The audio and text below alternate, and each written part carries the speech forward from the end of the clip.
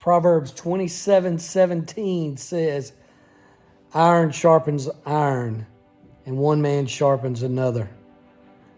Man, I've been thinking about the value of relationships a lot over the last several months as we entered the quarantine and people were separated from one another. I believe the church has taken a hit harder than I know of in my lifetime in the area of fellowship and in the area of accountability.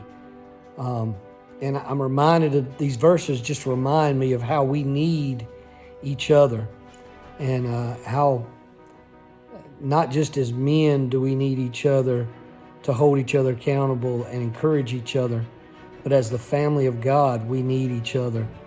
We need to hold each other accountable. We need to lift each other up. We need to encourage each other when we're down. We need to know one another in such a way that we know without asking if someone's hurting or not.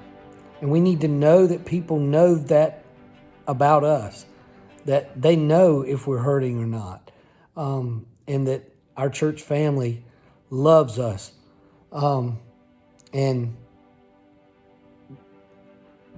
that we as one another care about where each other are. And we'll do what we need to do to help each other. Man, these verses just hit home, especially during the pandemic, and I don't know how long it'll continue to go on. And the government will call for us to separate ourselves from one another and try to keep distance. And I understand why. It makes perfect sense. But it has hurt the church.